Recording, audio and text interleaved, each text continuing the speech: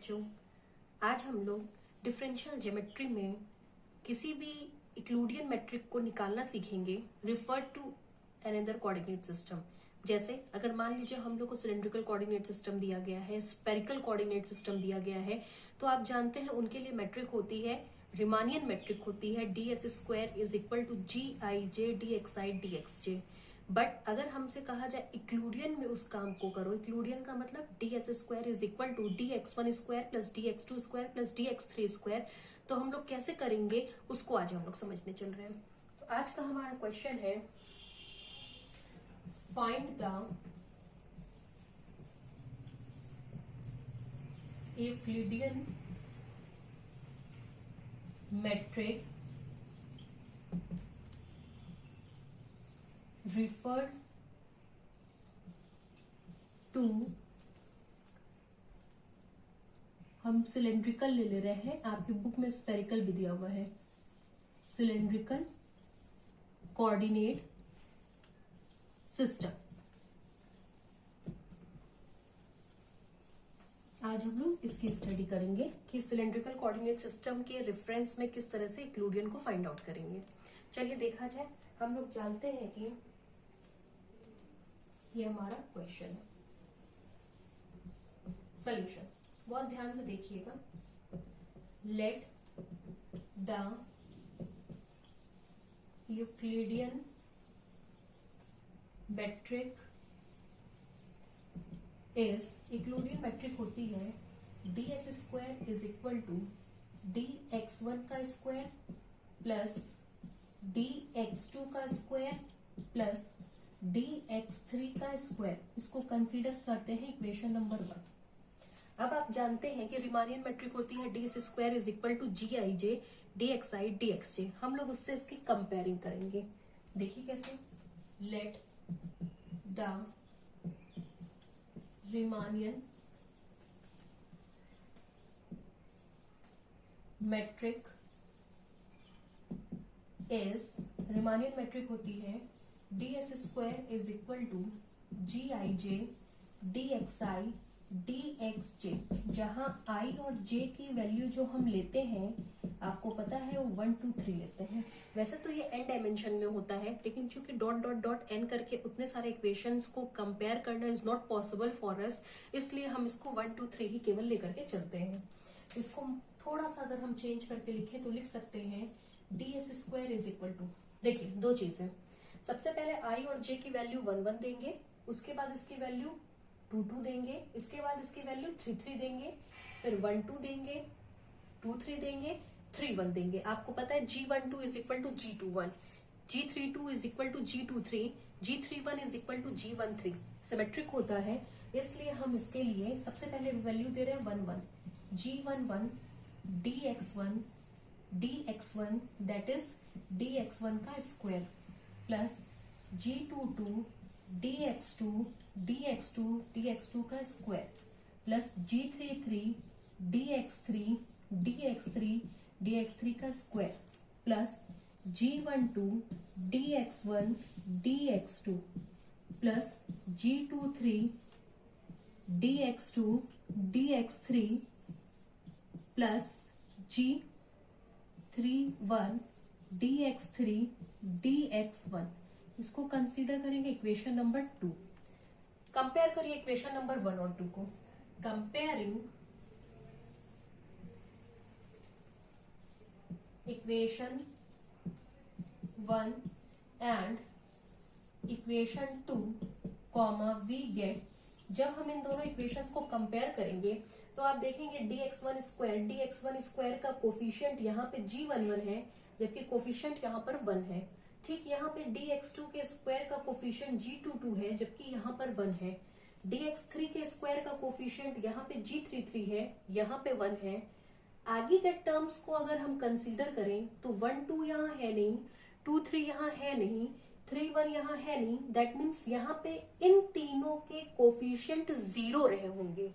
तो अगर हम कंपेयरिंग करते हैं तो हमको मिलेगा g11 is equal to 1, g22 is equal to 1, g33 is equal to 1, फिर g12 is equal to 0, G23 is equal to 0, G31 is equal to 0। ये हमको वैल्यूज मिल गई हैं फंडामेंटल मैट्रिसेस की। इसको मान रहे हैं इक्वेशन नंबर 3। नेक्स्ट देखिए, अब हम अप्रोच कर रहे हैं। ये जो पूरा प्रोसीजर था इतना कॉमन था। इसके बाद हम इस प्रोसीजर में अगर ये सारे के सारे रिमानियन मैट्रिक है, चूंकि हमको वैल्यू इक्लूडियन में चाहिए, तो इक्लूडियन में हम मान ले रहे हैं जो मैट्रिसेस हम लेकर के चल रहे हैं वो बार से रिप्रेजेंट की जाएंगे। आपको पता है मैट्रिसेस में जी आई जे और जी बार आई जे की क्या क्या वैल्यूज होती है, क्या कीमत होती है। मतलब अगर हम जी आई जे लेते हैं तो that indicates the fundamental metric in one coordinate system, and if we represent it by G bar I J then it represents the fundamental metric in another coordinate system. मतलब एक कोऑर्डिनेट सिस्टम में और दूसरे coordinate system में same चीज को represent करने के लिए बार और नॉन बार की वैल्यूज को यूज किया जाता है। जैसे ये जी आई जे मतलब G11, G22, G33 ये सब बिना बार के हैं। ये सब बिना बार के हैं तो ये आपके रिमानियन मैट्रिक में हो गई। ठीक, या आप कह सकते हैं इसको मोटे शब्दों में कि ये आपकी इक्लूडियन से कोरिलेट कर गई। अब हम लोग बार में वर्क करेंगे। बार में वर्क करने का मतलब, सिंस वी नो दैट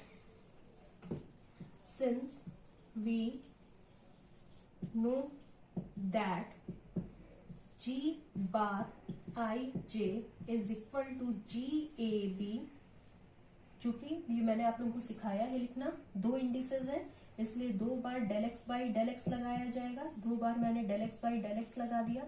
सबसे पहले इसको बैलेंस करेंगे। नीचे की तरफ है तो नीचे की तरफ बार के साथ आई लिख दिया, नीचे की तरफ बार के साथ जे लिख दिया। ये दोनों को बैलेंस करने के लिए ए और बी लिख दिया। थोड़ा सा इसको एक्सपेंड किया जाए, आप देख सकते हैं इसकी भी ठीक वैल्यू हम देंगे। सबसे पहली वैल्यू हम लोग देंगे 1 1, फिर देंगे 2 2, फिर देंगे 3 3, फिर देंगे 1 2, फिर देंगे 2 3, फिर देंगे 3 1। लेकिन जैसे ही आप ये तीनों वैल्यू को देखेंगे तो आपको दिख रहा होगा कि ये 0 है। इसका मतलब ए और बी की वैल्यू 1 2 2 3 3 1 लेने पे सारे टर्म 0 हो जाएंगे, तो हम उनको वहां पे इग्नोर करके चल रहे हैं। तो मिलेगा क्या हमें, जी bar I J is equal to, सबसे पहले हम यहाँ पे वैल्यू दे रहे हैं G11 del x1 upon del x bar i del x1 upon del x bar j, plus next value है हमारी G22 तो del x2 upon del x bar i del x2 upon del x bar j, plus third value is G33 del x3 upon del x bar i del x3 upon del x bar j. अगर किसी को doubt हो कि ma'am कैसे plus करके लिखती हैं, तो Einstein summation convention formula use किया गया है। इसमें कहा जाता है कि इनकी वैल्यूज को आप वेरी कराते जाइए और प्लस लगाइए। That means drop the summation and adopt the convention. इस प्रोसीजर को हम लोग यहाँ पे यूज करते हैं। इसको कहा जाता है आइंस्टाइन समेशन कन्वेंशन फॉर्मूला। आगे देखा जाए, इनकी वैल्यूज को अगर हम पुट कर दें तो हमको मिलेगा this implies G bar I J is equal to, sorry G11 की वैल्यू 1, जैसे ही आप 1 पुट करेंगे मिलेगा del x1 upon del x bar i del x1 upon del x bar j, plus del x2 upon del x bar i del x2 upon del x bar j, plus del x3 upon del x bar i del x3 upon del x bar j. यहाँ तक का ये पूरा procedure आपका common है। मतलब Euclidean matric को किसी के भी करस्पॉन्डिंग पूछा जाए, यहाँ तक तो आपको वर्क करना ही करना है। अब अगर आप क्वेश्चन पे ध्यान दें तो हम लोग सिलेंड्रिकल कोऑर्डिनेट सिस्टम के अकॉर्डिंग वर्क करेंगे। सिलेंड्रिकल कोऑर्डिनेट सिस्टम के लिए आपसे पहले ही कहा गया था कि सारी चीजों को हमको बार में दिखाना है, और इक्लूडियन के लिए सारी चीजें हम नॉन बार में दिखा रहे हैं। जरा ध्यान दीजिएगा, हमने इक्लूडियन मैट्रिक लिखा, इक्लूडियन मैट्रिक के लिए इक्वेशन ये लिखा, ये सारी क्वांटिटीज नॉन बार में है। फिर हमने ये लिखा, ये भी नॉन बार में है। दैट मीन्स इक्लूडियन मैट्रिक के लिए जो चीजें रिप्रेजेंट हो रही हैं वो नॉन बार में हो रही हैं, और सिलेंड्रिकल के लिए जो यूज होंगी वो सारी बार में होगी। जनरली बच्चों को इसमें बहुत डाउट होता है कि कहाँ बार आ रहा है, कहाँ बिना बार आ रहा है, ऐसा क्यों हो रहा है। तो यहाँ पे 2 कोऑर्डिनेट सिस्टम है, एक इक्लूडियन के लिए, एक सिलेंड्रिकल के लिए है। इक्लूडियन के लिए विदाउट बार एंड सिलेंड्रिकल के लिए all things are given in bar. इसके लिए हम बार का यूज करेंगे हैं, जबकि इसके लिए हम नॉन बार का यूज कर रहे हैं। चलिए अब आगे देखा जाए। अब हमारे पास मेन चीज है क्या कि हमको इन सब की वैल्यूज निकालनी है। इन सब की वैल्यूज अगर निकल जाती है तो कहीं ना कहीं फिर हम यूक्लिडियन मैट्रिक को सिलेंड्रिकल कोऑर्डिनेट सिस्टम के करस्पॉन्डिंग प्रिफर कर सकते हैं। तो क्वेश्चन ये उठता है कि इनकी वैल्यूज निकालेंगे कैसे। सेम वही प्रोसीजर, सबसे पहले हम लोग यहाँ 1 1 रखेंगे, यहाँ पे 1 1, फिर 1 2 2 1 1 3 3 1, मतलब सारी वैल्यूज ऐसे वेरी करेंगी। जहां आई और जे वही बात है 1 2 3 है, 1 2 3 का आपको कॉम्बिनेशन बनाना है। 1 1 2 2 3 3 1 2 2 1 सिमेट्रिक हो गया, 1 3 3 1 सिमेट्रिक हो गया, 2 3 3 2 सिमेट्रिक हो गया। तो इसी के सीक्वेंस में हम काम करते हैं। चलिए अब आगे इसकी वैल्यूज निकाला जाए। अगर सिलेंड्रिकल कोऑर्डिनेट सिस्टम की बात किया जाए तो देखा जाए सिलेंड्रिकल कोऑर्डिनेट सिस्टम में क्या क्या चीजें होती हैं। अब हमारे पास है let in a cylindrical coordinate system. Cylindrical coordinate system में x1 की वैल्यू होती है r cos थीटा, x2 की वैल्यू होती है r sin थीटा, और x3 की वैल्यू अगर हम लेकर के चलते हैं तो उसकी वैल्यू होती है, चूंकि 3 डायमेंशन में है, z, वेयर जहां हम कहते हैं x बार 1 की वैल्यू होगी r, x बार 2 की वैल्यू होगी थीटा, और x बार 3 की वैल्यू होगी z। सिलेंड्रिकल कोऑर्डिनेट सिस्टम के लिए बार से कहा गया था, देख लीजिए सब चीजें बार से रिप्रेजेंट की गई हैं, और ये जो लिखा गया है ये आपको याद करना पड़ेगा। याद का मतलब, अगर आप लोग बहुत बेसिक लेवल पे जब फिजिक्स में पढ़े होंगे ये चीज, तो उसमें आपको डिफरेंट डिफरेंट कोऑर्डिनेट सिस्टम के लिए ये चीजें लिखना सिखाई गई होंगी। जैसे 2 डायमेंशन में x1 is equal to R cos theta, x2 is equal to R sine theta, 3 dimension में ये बढ़ जाता है z, स्पेरिकल में जाते हैं तो are cos theta sine theta sine phi, इस तरह से आर थीटा फाई हो जाते हैं स्पेरिकल में, जबकि यहाँ सिलेंड्रिकल में आर थीटा जेड हो जाते हैं। अब हम इस पे वर्क करेंगे। चलिए इस पे वर्क करते हैं। Now from equation 4 comma we have, equation 4 की बात किया जाए तो देखिए इक्वेशन 4 में सबसे पहले हम लोग g बार 1 1 की वैल्यू निकालेंगे।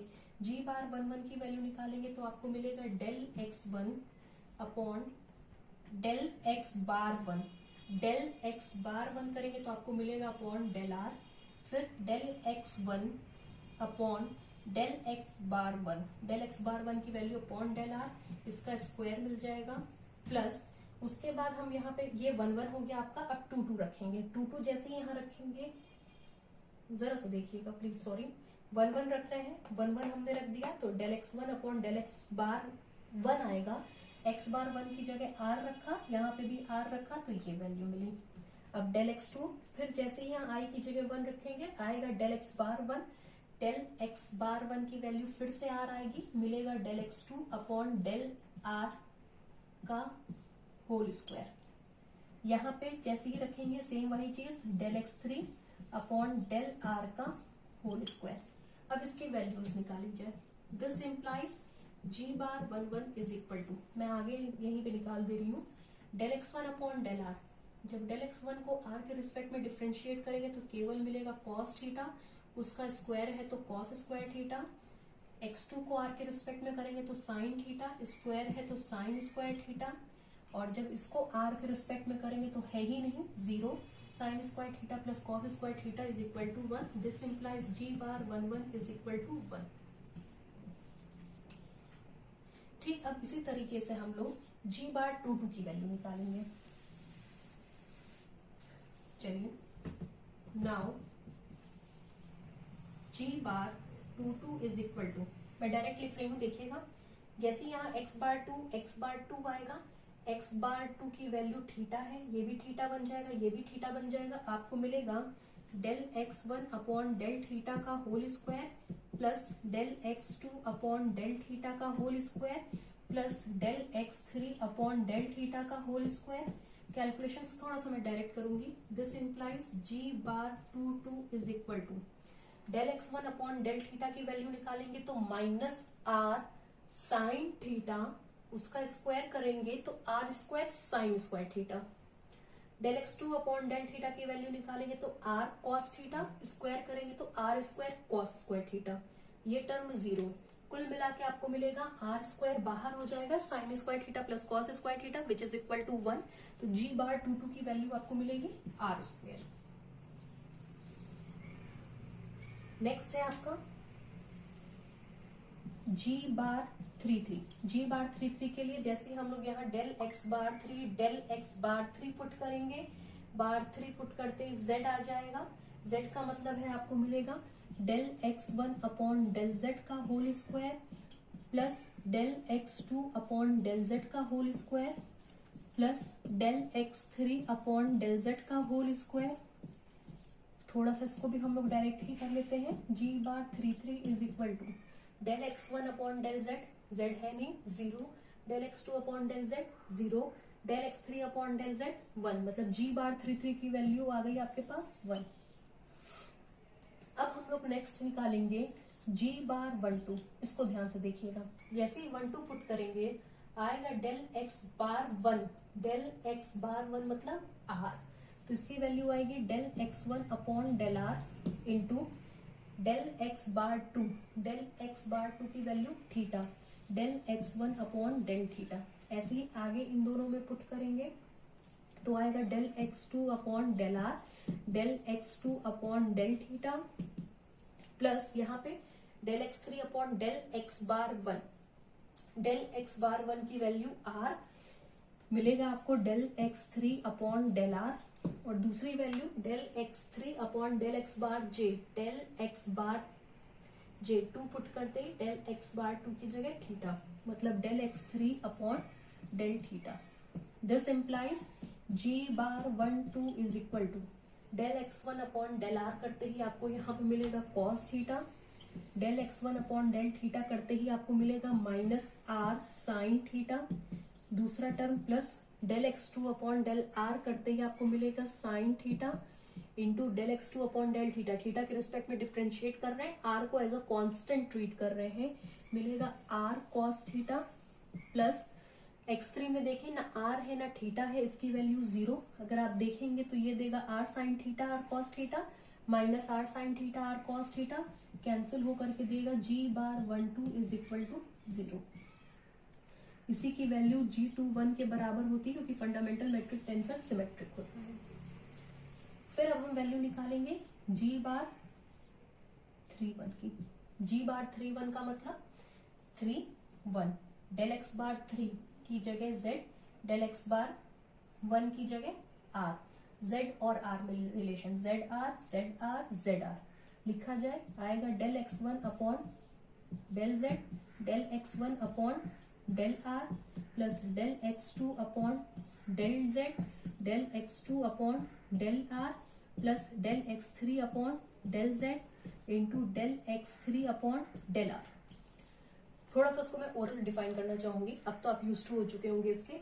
देखिए del x1 upon del z, del x1 को जब z के रिस्पेक्ट में डिफ्रेंशिएट करेंगे तो यहाँ आपको z दिख ही नहीं रहा है, इसका मतलब डिफ्रेंशिएट करते ये वैल्यू हमारी 0 हो जाएगी। इस टर्म में किसी भी चीज का मल्टीप्लाई करें that is equal to 0। Del x2 upon del z, यहाँ पे भी कहीं आपको z नहीं दिख रहा है, डिफ्रेंशिएट करने पर वैल्यू 0 हो जाएगी। 0 में किसी भी चीज का मल्टीप्लाई करेंगे 0, दैट मीन्स ये टर्म भी आपका 0 हो गया। Del x3 upon del z की वैल्यू 1, लेकिन del x3 upon del r, चूंकि r यहाँ है ही नहीं, डिफ्रेंशिएट करते ही तुरंत ये वैल्यू भी 0 हो जाएगी, तो ये पूरी की पूरी value g bar 3 1 is equal to हमको 0 मिल जाएगी। अब जब हम लोग लास्ट वन करेंगे, मैं यहाँ पे लिखूंगी तो उसको मिटा दूंगी, देखिएगा लास्ट वाला हम लोग करेंगे तो लास्ट में हम लोग वैल्यू निकालेंगे g बार 2 3 की। 2 3 का मतलब यहाँ 2 रखेंगे, यहाँ 3, डेल x बार 2 की वैल्यू थीटा और डेल x बार 3 की वैल्यू z, मतलब पूरा रिलेशन थीटा और z के टर्म में आएगा। थीटा और z के टर्म में निकाला जाए तो आपको वैल्यूज मिलेगी del x1 upon del theta, del x1 upon del z plus del x2 upon del theta into del x2 upon del z plus del x3 upon del theta into del x3 upon del z। फिर वही चीज del x1 upon del z की बात करें तो यहाँ कहीं z है नहीं, ये टर्म 0 0 में किसी भी चीज का मल्टीप्लाई करेंगे तो 0। Del x2 upon del z, यहाँ z है नहीं, जब डिफरेंशिएशन करेंगे तो ये टर्म भी हमारा 0। Del x3 upon del theta, इसमें थीटा नहीं है, डिफरेंशिएट करते ही 0, मतलब g बार 2 3 की वैल्यू क्या आ गई 0। अब ये सारी जो वैल्यूज मिली हैं मैं इसको एक कॉर्नर में लिख दे रही हूँ जिससे मैं इसको रब कर सकूं। चलिए यहाँ पे लिख दे रहे हैं क्योंकि इनकी जरूरत पड़ने वाली है। g बार 1 1 की वैल्यू आई है 1, g बार 2 2 की वैल्यू आई है r स्क्वायर, g बार 3 3 की वैल्यू आई है 1, बाकी सारी values g bar 1 2 is equal to 0 is equal to g bar 2 3 is equal to g bar 3 1, इन सबकी वैल्यूज हमारे पास 0 आई है।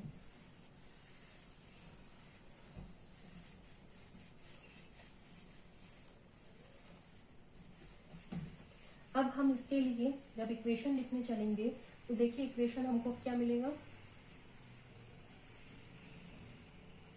हमारी मैट्रिक होगी, now the metric, now the Euclidean metric,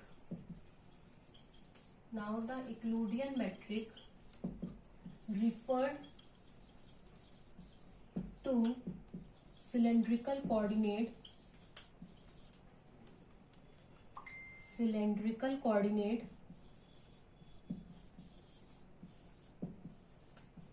is metric होती है ds बार स्क्वायर, बताया था आपको बार आ जाएगा, g bar i j dx bar i dx bar j, values put कराइए। This implies that ds bar square is equal to, फिर वही चीज, सबसे पहले 1 1 पुट करते ही स्क्वायर हो गया, अब 2 2 पुट करते ही फिर से स्क्वायर हो जाएगा, फिर 3 3 पुट करते ही फिर स्क्वायर हो जाएगा, फिर हमारा आगे के टर्म्स आएंगे, देखिएगा ये बार लग जाएगा। आगे के टर्म्स को जरा सा देखिएगा, जैसे ही आगे के टर्म्स की बात करेंगे तो g bar 2 1 that is 0, g bar 2 3 that is 0, g bar 3 1 that is 0, सारे के सारे टर्म वैनिश कर जाएंगे, उनको यहाँ पे हम ड्रॉप कर दे रहे हैं। तो this implies that ds bar square is equal to g bar 1 1 की वैल्यू 1, केवल आएगा dx बार 1 का स्क्वायर, और अगर आपको याद आ रहा हो तो x बार 1 की जगह आपने लिखा था r, x बार 2 की जगह लिखा था थीटा, x बार 3 की जगह लिखा था z, वो वैल्यूज पुट कर दीजिए। इसकी वैल्यू 1 इंटू dx1 की जगह dr का स्क्वायर, g बार 2 2 की जगह r स्क्वायर, dx2 का स्क्वायर मतलब d थीटा का होल स्क्वायर, g बार 3 3 की जगह 1, dx बार 3 की जगह dxz का होल स्क्वायर, जिसको लिखा जा सकता है this implies ds bar square is equal to dr का square plus r d theta का होल स्क्वायर प्लस dz का स्क्वायर। ये हमारी मैट्रिक होगी Euclidean metric referred to cylindrical coordinate system. आपके लिए एक छोटा सा होमवर्क है, सेम यही प्रोसीजर आपको करना है स्फेरिकल कोऑर्डिनेट सिस्टम के लिए। स्फेरिकल कोऑर्डिनेट सिस्टम मतलब स्फेरिकल कोऑर्डिनेट सिस्टम के लिए आपको यूक्लिडियन मैट्रिक को फाइंड आउट करना है। सारी चीजें बिल्कुल सेम रहेंगी, बस जहां पे चेंज आएगा वो मैं आपको बता दे रही हूँ। स्फेरिकल कोऑर्डिनेट सिस्टम में x1 की वैल्यू होती है r sine theta cos phi, x2 की वैल्यू होती है r cos theta cos phi, और x3 की वैल्यू होती है r साइन फाई। जहां x बार 1 होता है r, x बार 2 होता है थीटा और x बार 3 की वैल्यू होती है फाई। इसको फाइंड आउट करने की कोशिश करिए, ये आपके लिए बहुत इंपॉर्टेंट है ये दोनों ही सेक्शंस। अब इधर के कुछ दिनों में हम लोग इसी तरह के क्वेश्चंस को लगाएंगे एग्जामिनेशन में, 2 सेक्शन इसमें से आपको जरूर मिलेगा। अगर आपको मेरा पेज पसंद आया हो तो प्लीज लाइक करें, सब्सक्राइब करें और लोगों तक भी इस चैनल को पहुंचाएं। Thank you.